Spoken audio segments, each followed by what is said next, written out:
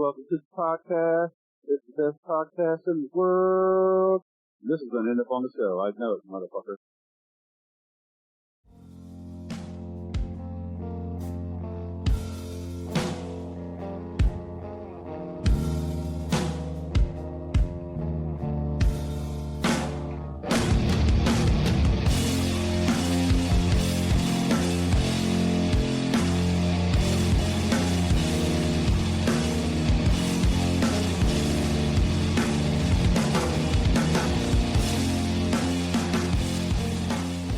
What's up, ladies and gentlemen? Welcome to episode 111 of Epitome of Stupidity, your favorite allegedly metal podcast.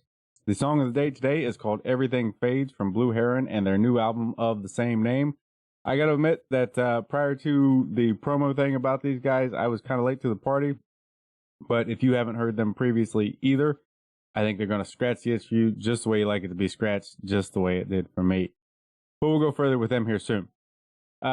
If you're new here, welcome in. I'm Clint, and I'll be your host. This is that sound in the background is a bottle opener that should not be there, and it's now moved. You're welcome. Anyways, I'm Clint. I'll be your host. If you're not new here, I'd like you to know that I am so glad that you keep coming back that I'm considering getting your name tattooed on the inside of my eyelids. That sounds crazy. You know what's not crazy? Mead. That stuff is delicious. With that out of the way, I'm going to let you know that if you go to brimminghornmeadery.com and pick out some delicious mead for yourself, then at checkout use code EPITOMEAD, that's EPITOMEAD, you'll get a 10% discount. And once you've applied that discount, plus your stuff, paid for it, they'll ship it right to your door. And then you can get drunk drinking it, or just enjoy it, or whatever. The point is, you enjoy it, you send me drunk text messages, okay, I want you to get drunk drinking it. And then we'll all be happy. Currently listening to, well, since we last talked, I've been on a run of the new Slow Mosa, which is kind of in tandem with this Blue Heron album. They've both got some of the same things going on, and they work really well together. Like whatever wine and meat pairing that I definitely know how to correctly convey. I also found myself on a minor Baroness run. That Stone album seems to be aging pretty well as far as I'm concerned, and I still really enjoy it. I've also run to kind of mix things up. The new 156 Silence album. I've run that a few times, and few metalcore fans don't skip out on that one. I've also found myself in my yearly Deftones run. If you see the social media, you will have seen my I don't think hot take on their albums. So there's that. Anywho, let's have a quick Blue Heron talk. Yeah. Their new album, Everything Fades, came out on September 27th. It marks their second full length with an EP mixed in since 2021. The band absolutely lives in the land of riffs and grooves and in that desert rock, stoner rock vein. Kind of cheater's note here. Jadd and I definitely talk about that whole thing here in a little bit. I know because the conversation has already happened. Speaking of Jadd, he is their frontman. He's no stranger to this podcast with his work with Blues Funeral and Magnetic Eye and the bands that he works with. But this time, we're going to talk to him about his fucking band, again, called Blue Heron, and their new album, Everything Fades. So, ready, set, phone sound. Beep, beep, beep, boop, boop, boop, boop, ring. And he answered. On the line with me, again, continually, nonstop, is Jadd. Jadd of many things, but most importantly for this conversation, of Blue Heron. Jadd, how the hell are you today? How's it going, man? Thanks for having me. I'm glad to talk with you. It's going, all things considered, all right on my end. These conversations are almost always started with just a simple, what are you listening to lately? Which seems like it's got some extra tentacles with you. So where usually this is a simple, like, what's the most recent thing on your Spotify? I'm much more interested to hear your answer in relation to, what are you listening to lately? Yeah, it is often a challenge to do much pleasure listening because I'm constantly listening to stuff that I am working on with maybe my band and almost certainly one of the record labels I work with and run. Although today I actually brought up a couple bands and was trying to spend some time listening to bands that I might want to do something with, or that I was just kind of like, I bet they had like come my way, and it was like, oh, I keep seeing them in this feed or Instagram or something, and I just kind of want to get a sense of who they are. Snake Mother, I think they're out of California. Didn't know them, just kept seeing them pop up. I'm like, gonna go listen. And Temptress, a band that I just saw at the end of Ripple Fest, Texas, who blew my head off live at that place. And so I've been listening to them a little bit this week as well. But yeah, ordinarily, my listening consists of records I'm either in the process of releasing or that I'm doing some sort of quality check on in order to get it set up for release, or that I'm really stoked about because we just released it and it's still in my head, and I've spent the past X number of months working on it and marketing and promoting and trying to spread the word that I'm still kind of stuck on it. So that could be anything from Greenleaf to High Desert Queen to Cyclona to Horse Burner to Lord Buffalo to Abrams. I mean, you can go down the list, and if you are familiar with Blue Heron recordings or Magnetic Eye Records, the labels I run, it's probably mostly that. I mean, no small amount of bands that you just listed off have been on this stupid show this year, as I stand here in my Horse Burner shirt. Awesome. Speaking of Ripple Fest, though, that was just this past weekend. How'd that go? Oh, it was fantastic. Oh, man, what a time. I mean, including my band, my two labels had 9 bands on the fest. Fuck yeah. And I think maybe 4 from Magnetic Eye and 5 from Blues Funeral. And 2 of the Magnetic Eye bands are also sort of extended Blues Funeral family. I mean, we had Howling Giant, Domcraft, Abrams, Astronaut, my own band, Blue Heron. Let's see. High Desert Queen. Well, Ryan runs the fest, so of course his band was playing. Dozer, making their first U.S. appearance in 20 years, was there. Now I'm gonna feel bad. I feel like I'm forgetting somebody, but I said 9. but yeah, I mean, all those bands plus just a bunch of other fantastic bands. I mean, it was just wall to wall, great music. But it was particularly special for me having some of those label bands on the fest. But especially Domcraft and Dozer. I've pinned the Domcraft thing. Isn't this their first time over here? Let's say it was their first time officially in the U.S. Yes. And I had a hand in actually helping get. I mean, I wasn't booking anything in the tours, but I put them together with the booking agent. I was involved in getting them their official visas, stuff I've never really done before for European bands. I mean, way more involved than I've ever been on the touring front with a band. But it was really important to me that since Ryan wanted them on the fest, that I try to help make it happen, and we did.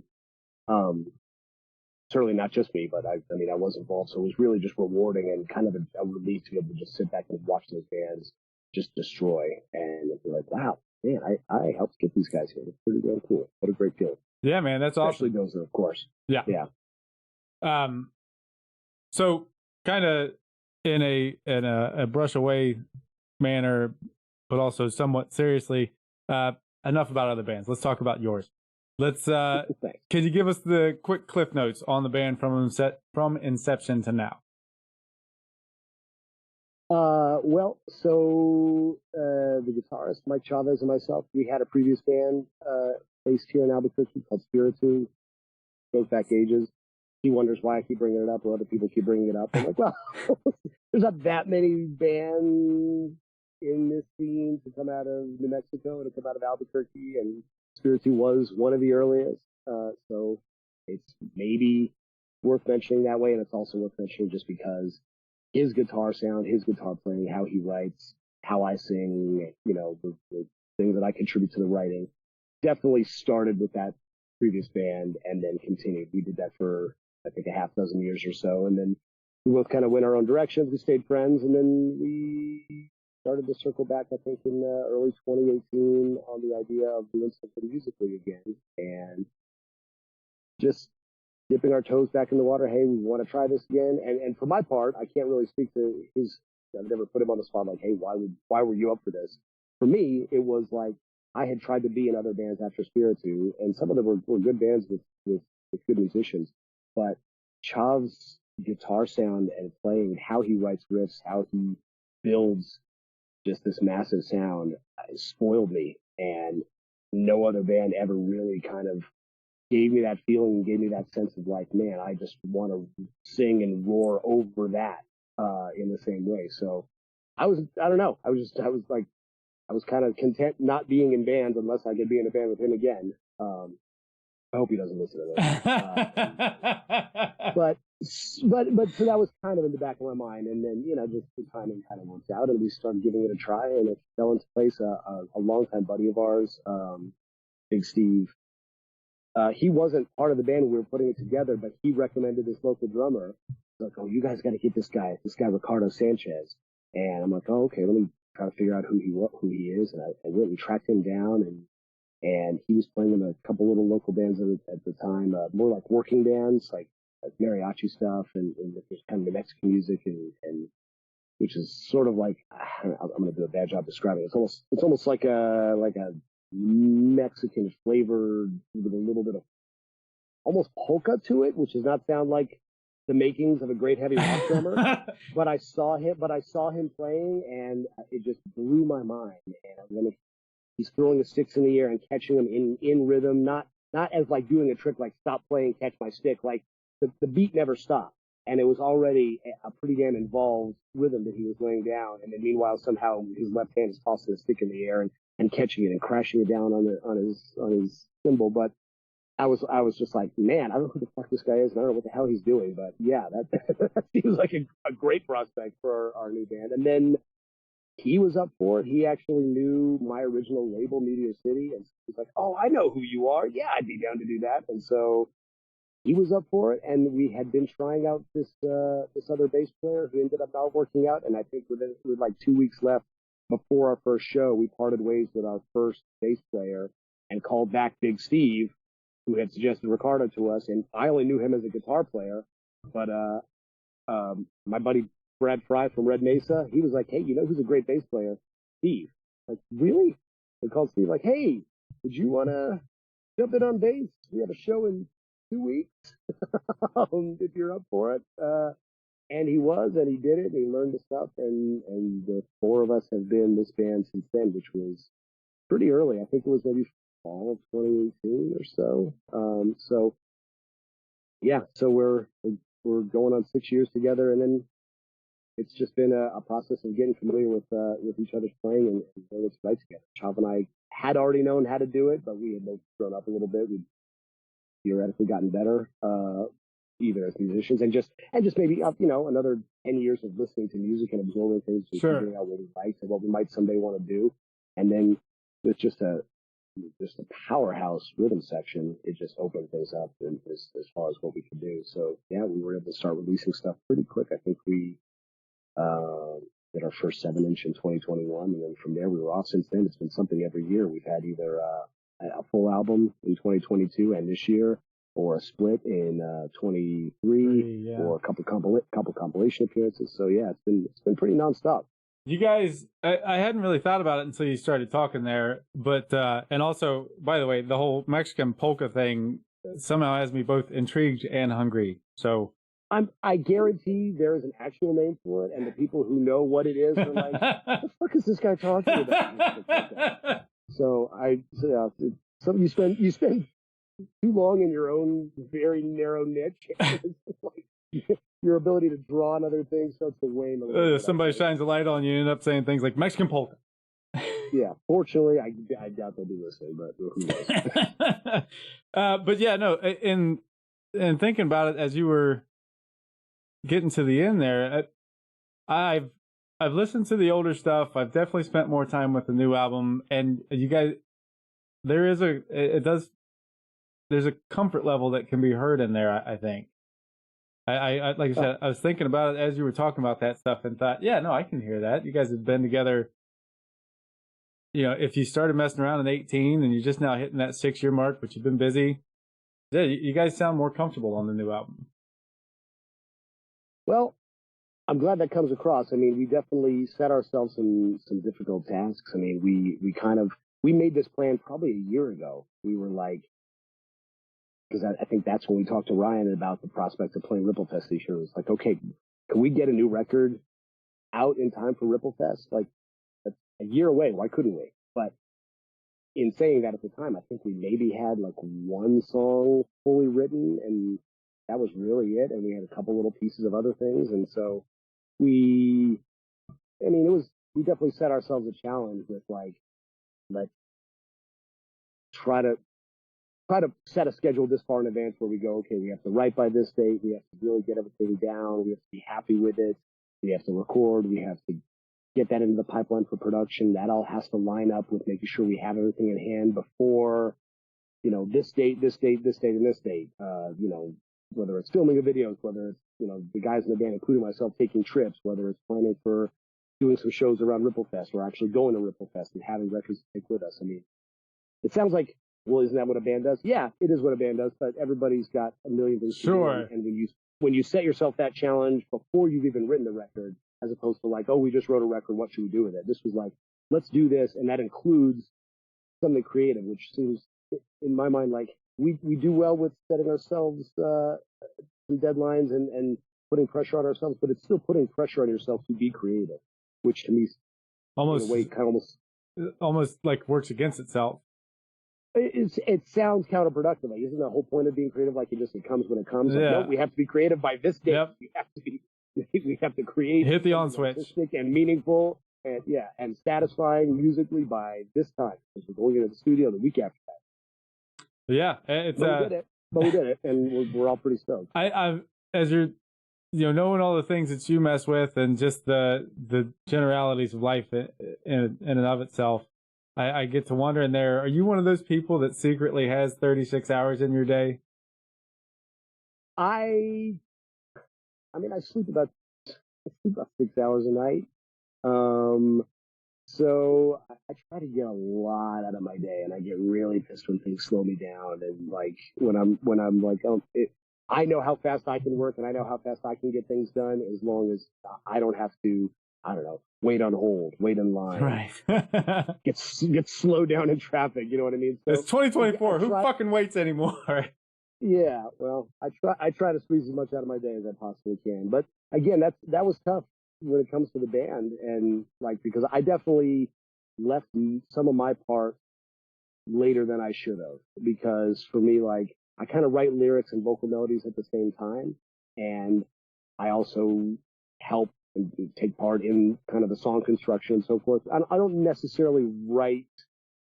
I mean, I don't play an instrument, so I don't write guitar riffs generally, or certainly don't really write bass parts or whatever. I might sometimes have an idea, hey, go to that note, or go to that, try to go to this note instead of that note.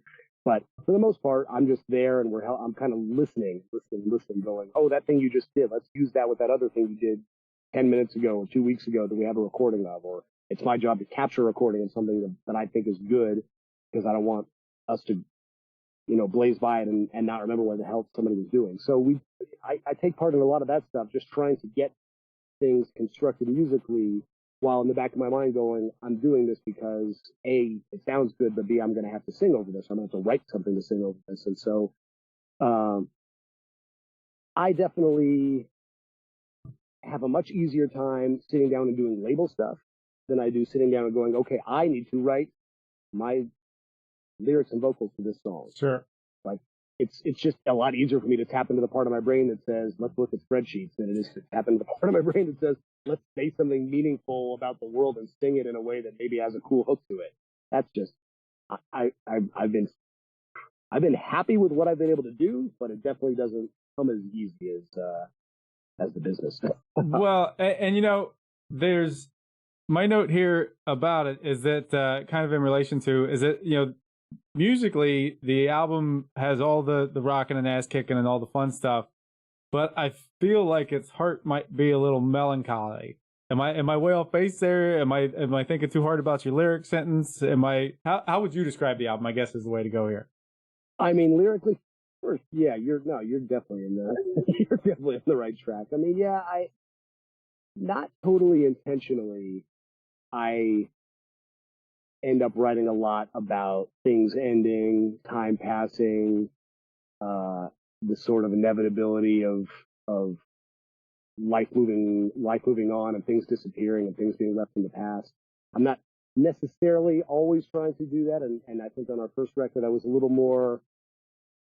I did a little bit of that, but I was also kind of forcing myself into other areas, specifically wanting to trying to make myself write about a certain thing. This time I was kind of like, I'm just going to start writing on each of these songs and see what it makes me think of. And often I'll start writing lines of lyrics and then go back and try to figure out what I'm saying in order to continue and finish them, which again, I've only talked to a couple people about how they write lyrics, and everybody kind of has their own way of doing it. But I don't know a lot of people who can just sit down and be like, I'm going to write a song about this revolutionary battle. Like, you know, there are certainly songwriters out there who can work like that. That's just not how it works for me. I just start going and, you know, sort of what syllables and what phrasing sounds cool together and what word can I slot in there so that when I turn around the edge of that riff, I just like the sound and the feel of it.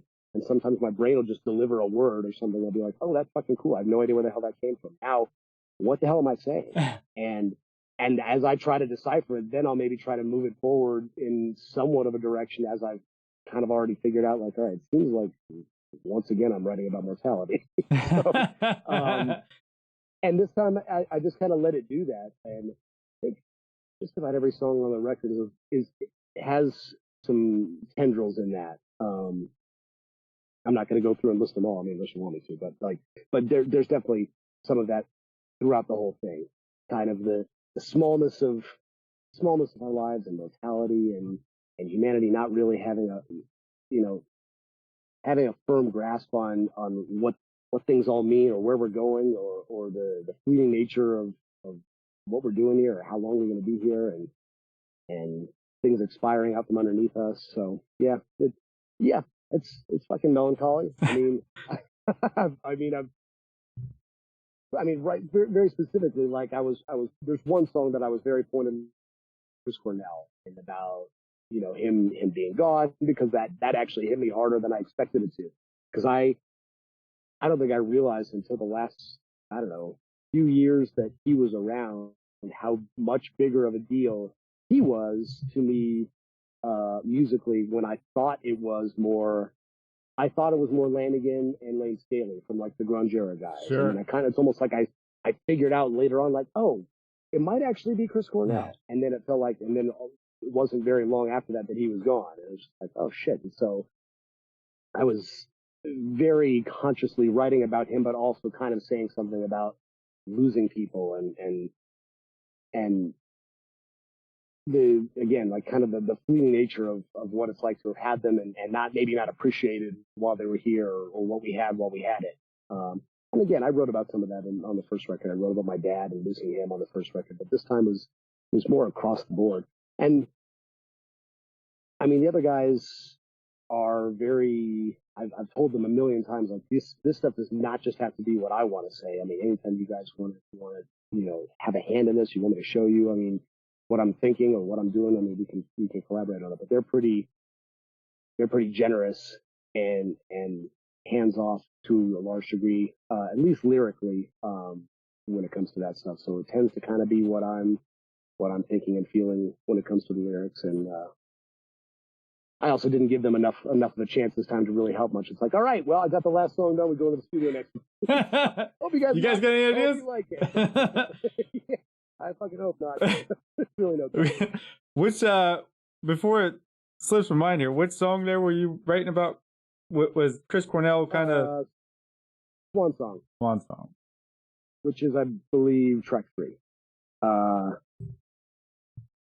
Yeah, and JJ from the Obelisk even called it out, although he thought I was singing about Lanigan, but he called out the line, running out of legends and I'm sick of saying goodbye. And there was a lot of stuff like that in there that was kind of just nods to him. But if you know what that song's about going in, pretty obvious. Not to mention, I'm more than just paying homage to at least one Soundgarden vocal melody in that. Not that I can approach Chris Cornell right. vocals, but there's at least a couple moments where I'm like, I'm not even gonna be shy about it. I'm just gonna do this, and Anybody who wants to be like, hey, he's ripping off Soundgarden, that's it. What a compliment. Oh man, accused of that. So, you fucking got me. So, the title track, which is what we're using for intro outro here, feels kind of like an encapsulation of the whole album. It gets after it, feels even a little epic at times. It's got plenty of the heavy. I'm pretty sure it's my favorite on the album. What's your favorite on the album? That's in there. I mean, it's changed a little bit since we finished it. That song was the one that when we finished and I listened to it, I listened back to everything. For me personally, I was just like, whoa, this is the kind of surprise hit. Not hit, but like the one that's hitting me in a way that I didn't expect it to. I mean, it just ended up so much more powerful once we had the recording done and once we all really nailed what we were doing in the studio. And it felt like it might have that when we were writing it, but you don't totally know when you're in the practice space or when you're rehearsing or whatever. Like you feel like I thought I knew what my favorite song was going to be, and I was like kind of maneuvering to try to convince the other guys that it should be a single from very early on. And then when we got the recordings back, I kind of had to acknowledge to myself, it's like, wow, that song didn't quite do what Everything Fades did, or what Swan Song did, or what We Breathe Darkness did. I think maybe my favorite is still We Breathe Darkness, which was the second single we released. That's track 4. Just because it was the last song we finished. It's the most sort of, I don't know if I would call it complicated, but it has the most going on the record. And it's the most different. It's not straight ahead desert rock. It's not like a pounding stoner groove. It's got numerous parts where you're like, whoa, I would never have thought it was going to go there, or back to here, or back to there. Like, so, yeah, I'm so pleased with how that particular song came together. I mean, the whole record as well, but going back, I think there was a point where we weren't going to use that one as a single, and then we all kind of talked about it. It was like, well, what's your favorite song? Well, what's your favorite song? And, kind of very quickly, it was like, okay, all of us love We Breathe Darkness, so I think even if the people who are fans of desert rock and fans of this kind of the straight ahead stoner rock who were digging us because of our connection to that might go, how are they doing here? It was like, let's just do it. Let's do it, and we'll just cross our fingers that we get some indulgence and some open-mindedness. And it feels like we did. Yeah, no, I'm certainly not going to waste any time arguing with that. It's definitely, like, I've got notes in here along the way about, yeah, it's got the desert stoner rock thing to it, but it also could be super lazy to just run with those comparisons. I think, is there, I don't know, I guess while we're here on the genre tab, how would you classify it? Would it just be desert stoner rock type things? Who are the influences here outside of the grunge stuff, I guess? I mean, we all listen to so much stuff. I know bands say this all the time, but like Steve's background goes back into like classic metal. Chav's background goes back into classic metal and like 70s rock. I mean, I really kind of came into my own as a music fan with grunge, and so there's so many little things that nobody's thinking that they're pulling from. I'm sure nobody's going like this. I feel like my main influence here is Thin Lizzy or Slayer, sure. or fucking Soundgarden. That the inevitability there, like, of that stuff coming in is always going to be there. I mean, I couldn't even begin to list all of the bands that I know that influence and have had an effect on Chav's playing and Chav's writing. He doesn't sound like anybody else to me, but I know it's in there. I know that he loves Fake No More, and I know he loves Primus, and I don't think anything he does sounds like either of those bands. Sure. But I know it's there. And just like, again, Steve coming from like early, like he liked thrash metal. He was even like into like some of the better, less mainstream bands during like the early years of the hair metal thing and like the Bay Area bands and so forth. So, and Ricardo, he's just like a fan of just music. He can play anything. He's, like I said, he's in a million different bands. So we're all bringing so much to the table as listeners that I don't think we ever spend time talking or thinking about genre or what, how to encapsulate what we do. The great thing for us is we're from the fucking desert. We can call it desert rock and not feel weird or be upset about, like Kaya's comparison, yeah, restrictions fit or whatever. Like, it's heavy. It's not metal. It's not grunge. People can call it stoner rock, I suppose, if they want to, because there's obviously a lot of connections to that. But we're from the desert. We play loud and heavy, and desert rock is good enough. Nice. I kind of sidetracked myself there with the genre thing. The actual follow up on my sheet here is kind of based on your answer about the songs.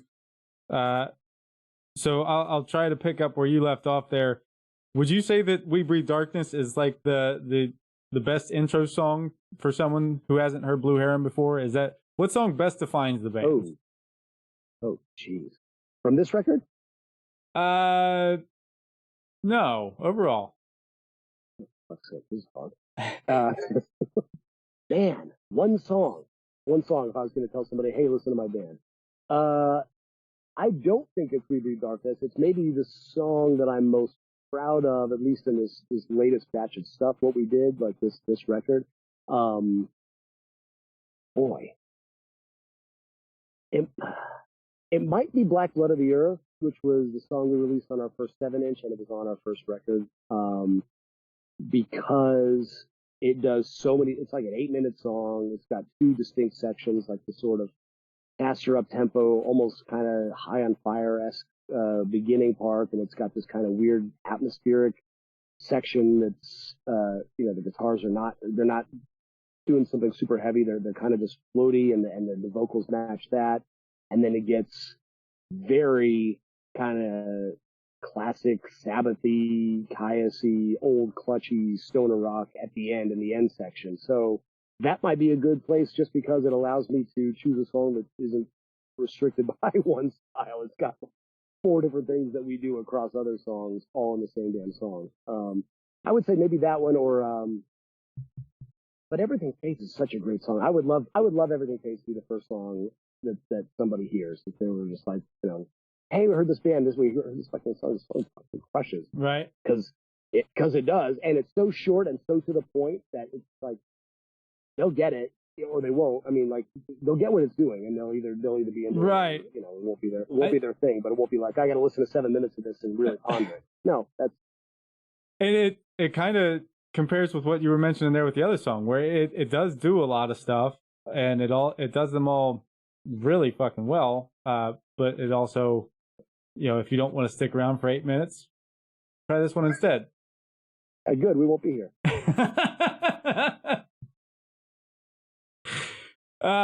So you mentioned for a second there how some of the songs maybe didn't. You were thinking that this one would translate well for a single, and then once you heard it, it maybe didn't ring that way. Were there any that just overall came out differently than you thought they were going to when you started?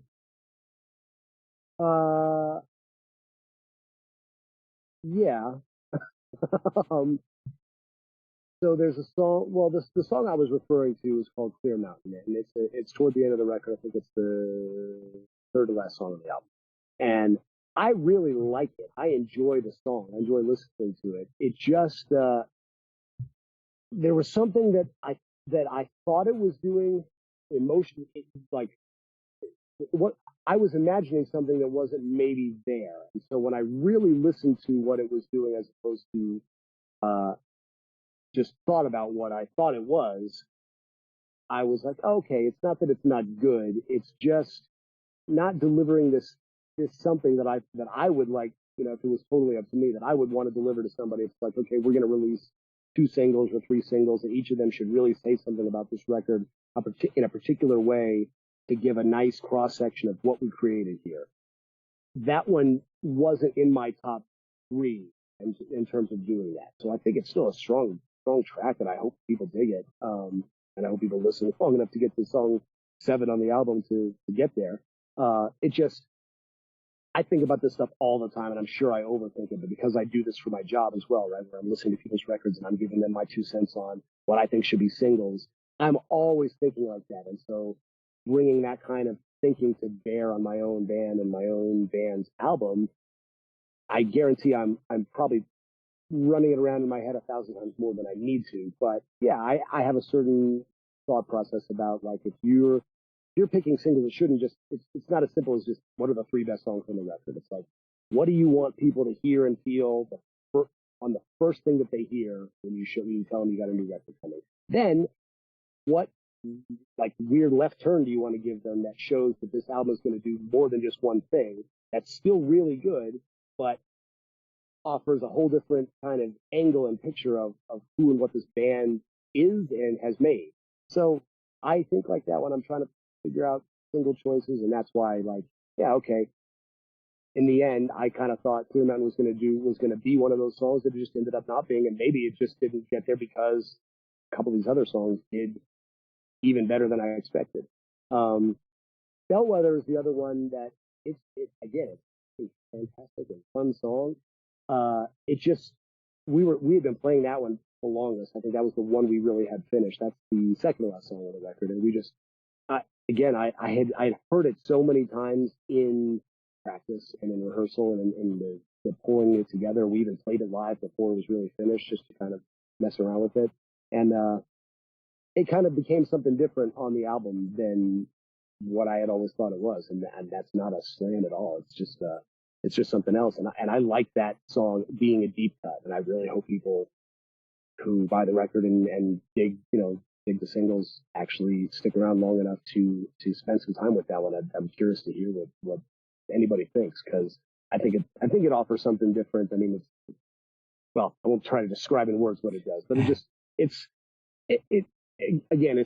we're definitely not doing the sort of straight ahead desert rock thing for Van Zandt. I'll put it that way. Sure, absolutely.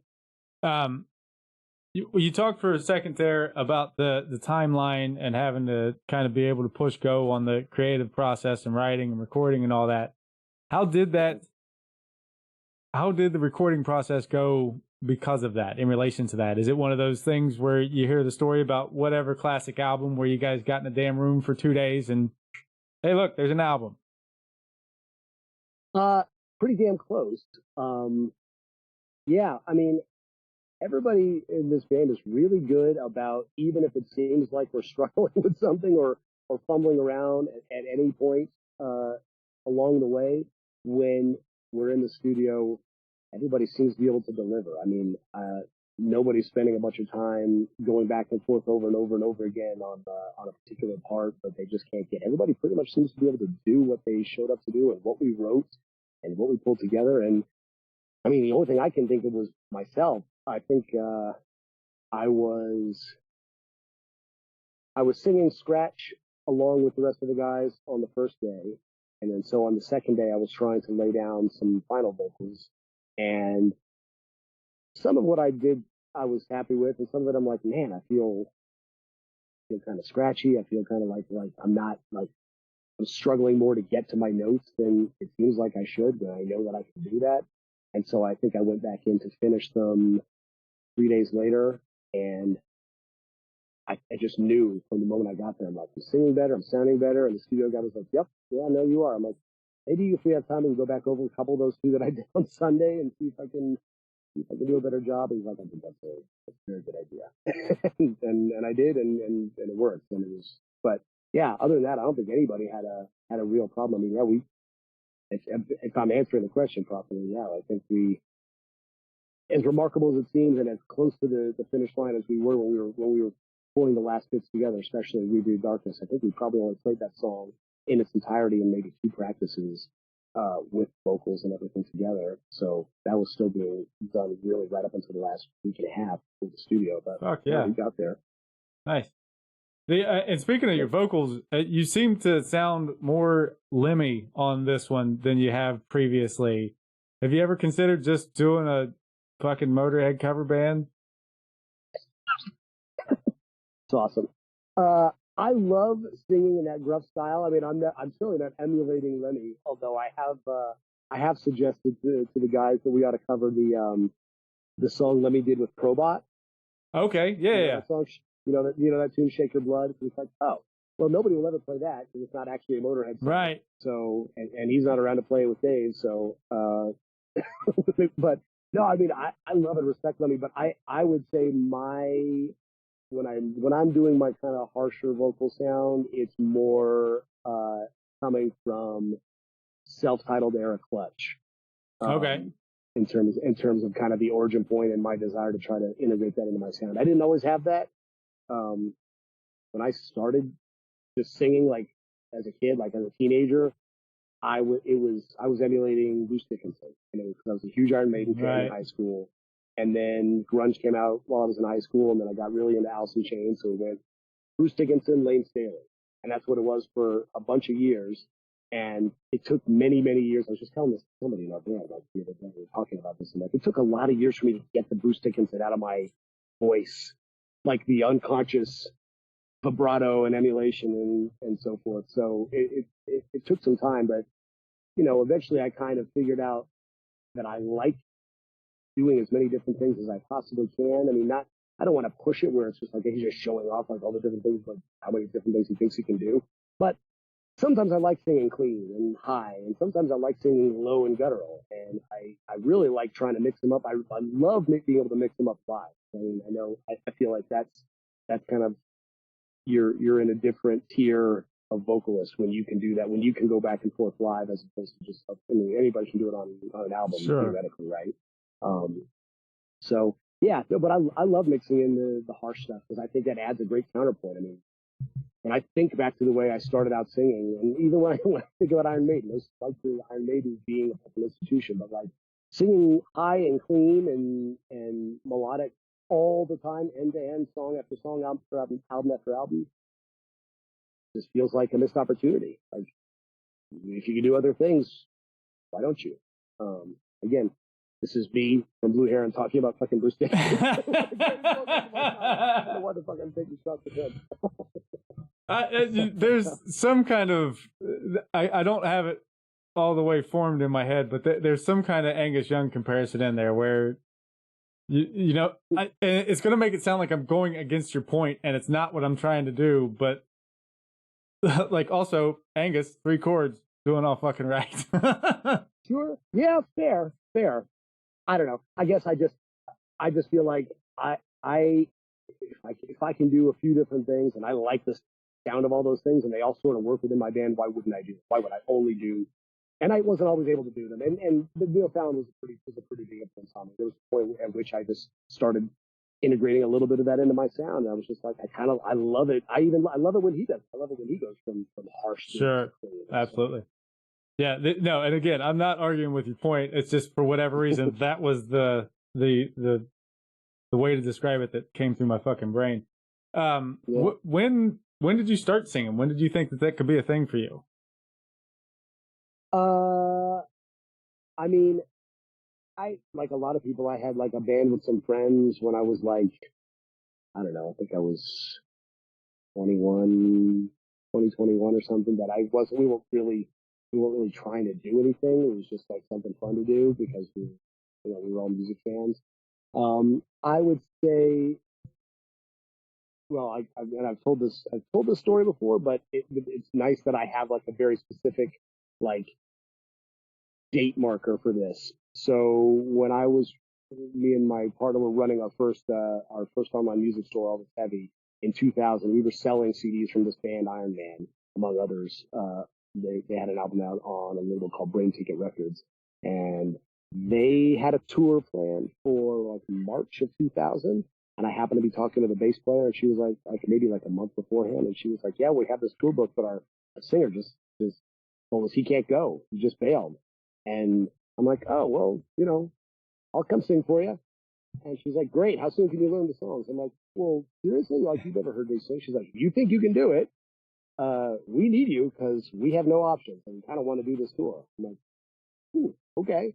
I mean, and up to that point, it was just like I thought I could sing, but I had never considered trying to do anything more than just kind of messing around with it, because at that point I'd already started the record label, and we had the online store, and so that just kind of felt like, I mean, I had fallen into that direction along with my best friend, but I was very happy with it. And I wasn't thinking I also want to start a band. I was really enjoying being like at the beginnings of the music business in the early days of the internet. It was pretty damn fun. So I wasn't necessarily looking for this, but I did like singing, and it was just Like, all right, cool. So I went on that tour. We were out for like 3 weeks, and it was a really small tour, but in some like random cities across like Middle America and the Northeast and so forth. And got home, I'm like, that was awesome. I really kind of want to do this now. I really want to do this. And we had a customer.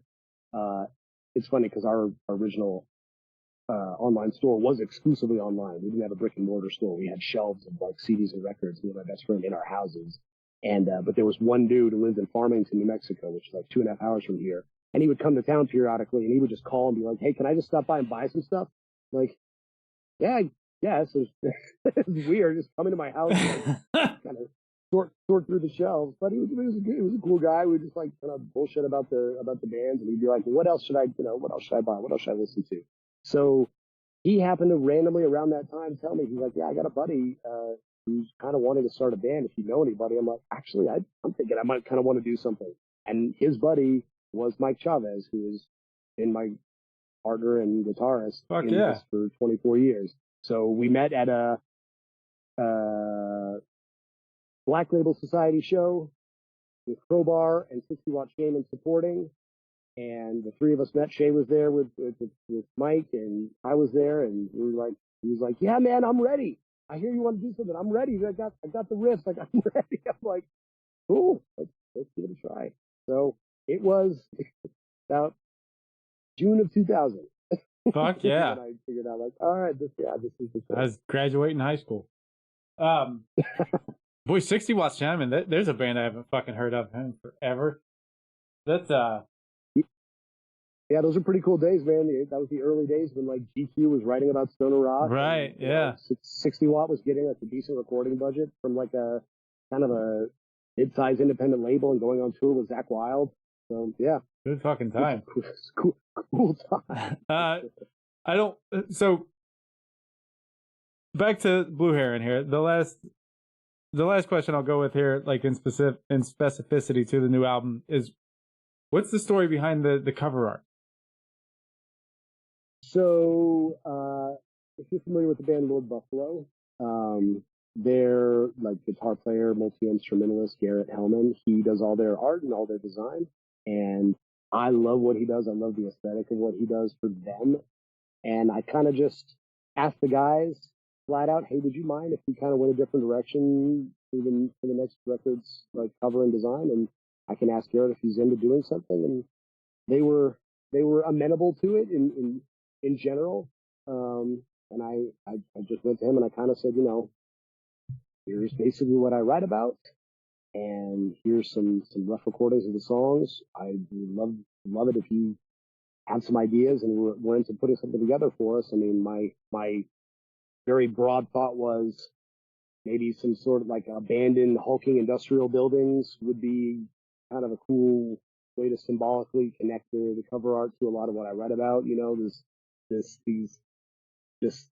This idea of like abandoned structures and pieces of the past that are still sort of lingering around, but they aren't what they used to be, or they don't have the meaning or the significance, whatever. So yeah, and he just went out. I think he was on some sort of trip, and he took his camera with him, and he took a bunch of pictures of refineries and other just kind of these huge, like I said, industrial buildings and so forth, and landscapes, and gave us a big bunch of stuff to sort through. And I remember going through it, and I saw that one. I'm like, oh, I know this is the one that the rest of the guys are going to like best. Like, I not to say that I didn't, but like, I really kind of liked a lot of the refinery shots. And oh, look at that. Oh, look at that. And then I saw that one. I'm like, oh, well, there's the second one. Yeah. And as soon as those guys see this one, I can tell this is the one. And I'm sure none of them thought this consciously. And I would imagine the average person looking at it is not going to think it consciously. But I kind of like, in my mind, there's a very distant link to one of the photos from Sky Valley where it's looking up at that, that the big wind farm, windmill. Oh, yeah. And Caius being such a huge influence on everything we all do, but particularly on me, and I would say on Chav. And I just like that sort of that looming, that looking up at this looming structure. Just like I said, I mean, you wouldn't look at our cover art and go, oh yeah, Sky Valley. But I felt like kind of in there if you really think about it. So I liked it even if nobody else sees it. It doesn't have to be there for everybody else. Nice. Where did the name come from? Where did Blue Heron come from? Chav had it. My wife and I had moved to Seattle for a few years, and like I said, even though we weren't in a band together, he was still making. He was like kind of just experimenting and doing some home recording himself. He actually sent me a couple of tracks that he just called what he was doing Blue Heron. I know he has an explanation for it. He's really into like a lot of like Egyptian mythology and so forth, and a lot of those, sort of the animal-based gods. And I believe that there's some significance of a heron. I'm not sure I'm right about this, but I think there's a heron in Egyptian mythology, but it's also an aquatic bird here in New Mexico. Everybody thinks it's just the desert. It is the desert, but we do actually have two streams and stuff. There are blue herons here. But yeah, he had that name, and so when I basically went to him and said something else to try, and I am, out of the two of us, I'm the one who's always reaching back into the past, going, "Hey, this thing that we did 19 years ago, you want to like resurrect that and try to make it?" He's very much like, I don't want to even think about what we did yesterday. I just want to be moving forward. I want to write new stuff. I want to play new stuff. I don't want to look at the past. And I'm going, you sure you don't want to cover that? But in order to sort of initiate that idea that maybe we'll try to do something again, I was like, and you want to give this a try again, and it won't be Spiritu. Why don't we use Blue Heron? We've already got, like, nobody knows what it is. Why don't we call it Blue Heron? You got that beginning of an identity for what you were working on anyway. Why not that? And we don't have to think about it. We don't have to have one of those big stupid band discussions where everybody comes up with terrible ideas and we agonize over them for months. Yeah. I mean, that's how we named Spiritu, and that's a terrible name. And we actually had one of those discussions to get to what ultimately turned out to be not the right choice. So, like, how about Blue Heron? You've already got it. Let's just use it. We won't even have to think about it. Everybody we bring in to join the band, this is who we already are. That might officially be my favorite fucking band name story, because it's already there. Let's not fucking overthink it. Let's go. Yeah. And I'm very pleased that we never had, other than, like, I think I saw one review where somebody was like, why are they called Blue Heron? They're in the middle of New Mexico. Well, all right. not everybody can know everything. So we've already discussed that you've somehow got those extra 8 hours in your day. What's an average day like for you? I mean, I get up around 6 and I go right to work because a lot of my colleagues from Magnetic Eye are in Germany. And so I try to give myself a couple hours to start of my day that's at the end of their day so we can actually communicate and not everything doesn't have to lose a day going back and forth. So yeah, I get up at 6 and just jump in and start, I basically look through emails related to both labels, to see if there's anything that needs urgent attention. And then go from there. I mean, I it's kind of a self-fulfilling prophecy now. I should probably stop saying this because I actually believe in law of attraction, but I always end up saying I start every day behind and I end every day behind. But that is true. I have a list of things that I need to get done, and by the time I get finished with the things that have just shown up that morning, I start trying to tackle the list, and I get a little ways in, and then that's it for that day. But I work through the day. My wife and I have 2 dogs. We walk the dogs. I try to do like a morning dog walk. If I can get a bike ride in, I will. But otherwise, I'm spending most of the day in front of my computer, and I'm there until late afternoon, early evening. And then I try to spend some time with my wife, and sometimes I've got band practice. Sometimes I have to get back to work, and then I spend some more time with the wife, and we try to stay up as late as possible. When I say as late as possible, like, because at some point your body just goes, nope, you're done. But, I don't ever want one of those lives where, as much as I actually enjoy my work and I enjoy the ways I spend my time, I don't want to be one of those people who basically just works and passes out. So try to get as much out of the evening as possible. And so we're probably up until, I don't know, 11 or midnight, most nights. And then, do it again the next day. You're better at that stuff than I am. That's for damn sure. What's a common myth you would debunk about the label side of things? A myth about the label side of things. I don't know. I always wonder if anybody has any idea what labels really do. You know what? I thought about rephrasing that question to say just some version of that. I mean, so I don't know if I never know what anybody thinks I do, and I'm at a point where I don't try to explain it anymore, and nobody really asks. Like, even my bandmates, like, they kind of get it, but they kind of, sometimes they're still like, whoa, all right, you do that too? Like, yeah.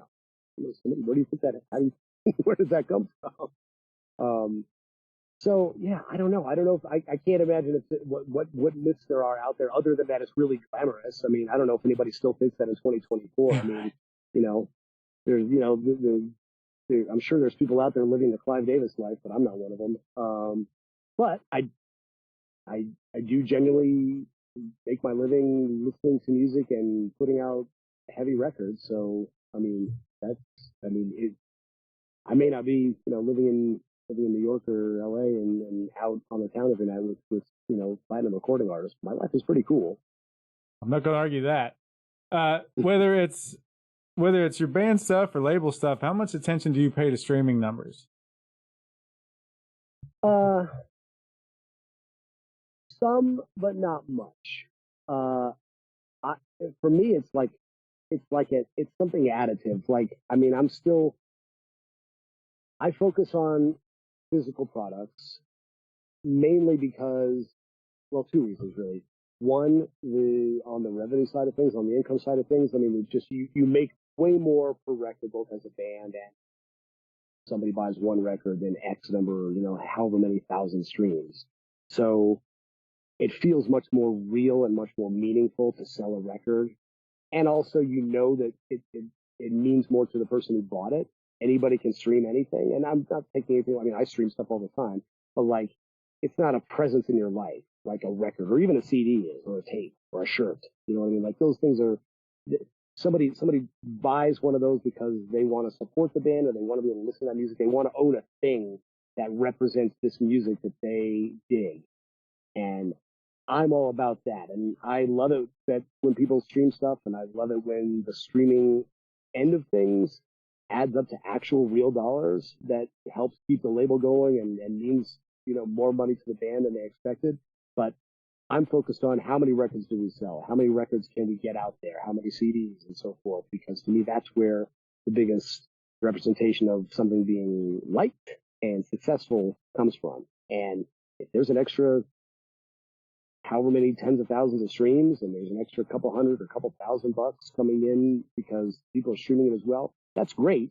And it's probably not very, probably not great foresight of me to be thinking like this, because eventually you would think people are going to run out of physical space or they're just going to stop buying records. But I hope it doesn't happen anytime soon, because to me it feels more real of a way to be a fan of music than streaming does. Sure.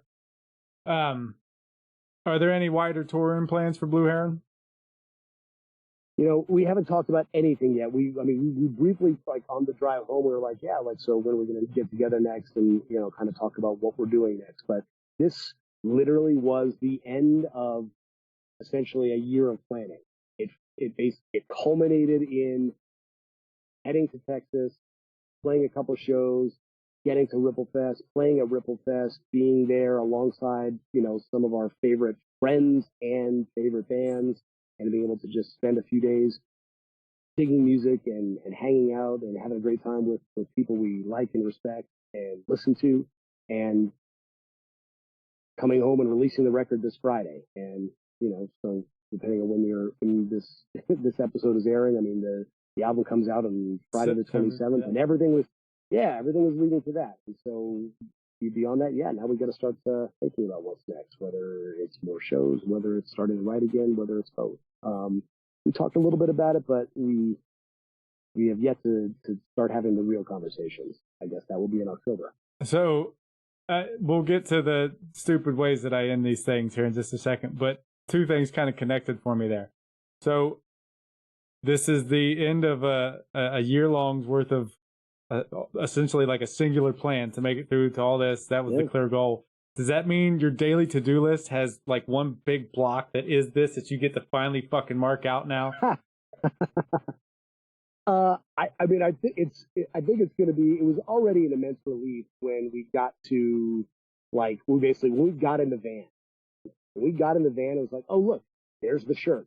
And we had to scramble, and Chav had to scramble to get printed. There's the records that I had to make sure got the masters got sent off to the plant in order to have them here in time to take with us, and they're going with us. Here's the van we actually need to get to Ripplefest. Like, when we were like leaving Albuquerque and heading out for those shows, that's when the weight lifted, and that's when the sort of mental checklist gets crossed off. It's like, yes, okay. Unfortunately, I have a million times more responsibilities for Blues Funeral and Magnetic Eye than I do for Blue Heron, and so the overall to-do list has been minorly impacted but that's about it. Well, it's been a lot of fun talking with you about all these things, Jadd.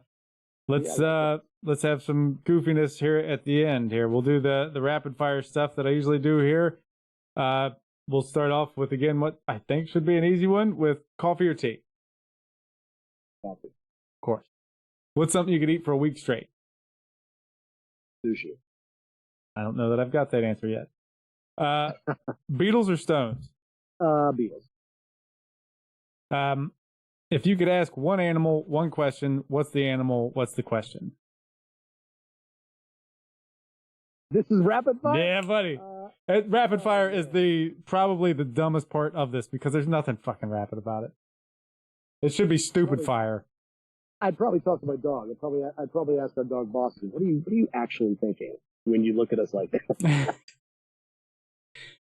Describe yourself using a couple fictional characters. Oh boy, man, I used to fancy myself kind of like the Flash, but that horrible Flash movie that came out last year has really kind of ruined that. And yeah, same with Boba Fett. I'm gonna go Jack Burton. I would love Jack Burton from Big Trouble Little China to be a nice comp. As goofy and campy as that movie is. All right, I can go with that. Candy corn, yay or nay? No, thank you. I ate like 7 handfuls before I came up here to start messing with the recording software. Well, it's been great knowing you. I really enjoyed the time about that. Based on like all of the pictures in like the band website and stuff that I saw getting ready for this conversation, I think I know the answer to this one, but I'm going to ask it anyways. Beer or liquor? I think I know the answer based on the picture. I guess it's obvious beer. Yes. I don't think there's a single promo picture that you guys have without somebody holding a beer, and I am a fucking fan. I think it's great. Well, I'm a beer snob in the band. It's funny, like when the band started, everybody still drank, and one by one, these guys have like phased out certain things, and I don't think anybody drinks beer anymore except me. And unfortunately, I've apparently been making up for their cutting downs. So somebody's got to keep up if you had a mundane superpower, what would it be? I need a better way to describe this, I think. If you had like a lame superpower, what would it be? Like somebody said that something to the effect of they could snap their fingers and the laundry would be folded. And the one guy said something to the effect of, I could know a week ahead what was going to go wrong with my car. It's essentially what annoying task do you want to be done with by a superpower? All right, well, those are different. If I just was going to have a mundane superpower that didn't actually do anything, I like the idea of being able to kind of glow, but like that's really it. Like usually glowing when it comes to superheroes, they're always in connection with like going, and they can fly, and that gives them super strength. Like even if I didn't have all that, if it's like you could just kind of turn on this like a radiant glow, I think that'd be a cool power to have, even if it didn't actually stop bullets or allow you to fight crime. If it was like what mundane task do I wish I could just accomplish with my brain without actually having to do it, it's fun. I think I'm the only one I know who's like this. I fucking despise driving. If I could get in the car and just sit there and the car just drives me around, which I know we're heading that direction technologically, although I don't trust it yet. But if I could trust it because I knew that somehow I was doing it without actually having to do it, I'd be very satisfied with that. I can get on board with that too, man. It goes in tandem with the whole. It's almost like waiting, like you were talking about earlier. Like I can't stand this fucking part of it. I've got this to do, and I've got to get this part of it done. And this is just me sitting here, moving a steering wheel. Anyways, what's your favorite cleaned up swear word or phrase? My favorite, personally, is "shut the front door." It's probably Friggin', although I really liked Kraken for Battlestar Galactica. I thought that was a fun permutation. Although you can ask everybody I know, I probably will never be able to get the real deal out of my vocabulary. Much to the chagrin of my mom and others. Well, if it's any consolation, both friggin' and the actual version are words that my Google keyboard for sure know and doesn't try to correct me on at this point. Go-to karaoke song. Whole Lot of Rosie. Nice. I can fucking almost hear that. That's. I sang that on my first day with my wife, and despite that, she God knows why the hell I thought that was the way to impress somebody on a first date. Sausage links or patties? Ooh, patties. Me too. Because you can make a sandwich out of it. Right. Again, been a lot of fun talking with you about these things. The last actual question here before I get into all the thanks is the very original. Nobody's ever thought to do this before. Completely unique to this stupid show. You, Jadd Shickler, is how I'm going to go with pronouncing that? Yeah. All right. I got that one right. Are sent to an island for the rest of your life. You get to take one album with you. What's the album? Wow. The sounds of me struggling with this would probably be an easy and fairly question that I should be able to expect to get. It might be Sky Valley. It might also be Alice in Chains' Dirt. If it's not one of those two, I honestly couldn't. I couldn't say without spending a little more time on it. But those are the first two that pop into my head that feel like, yeah, that would probably be fine. I'd be perfectly fine with sure. it. That's all I got.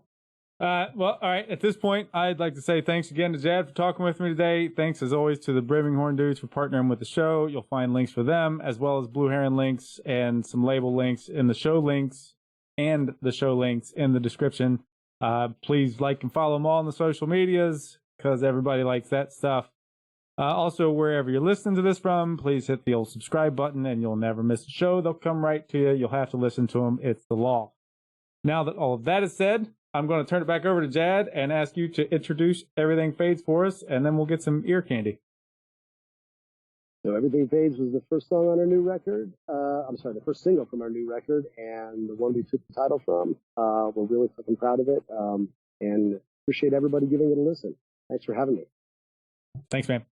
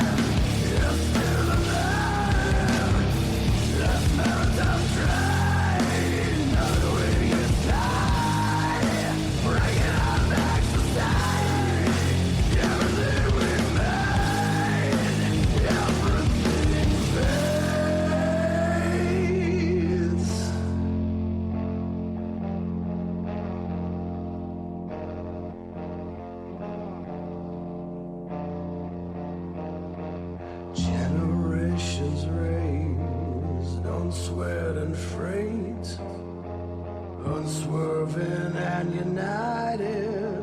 What's the way?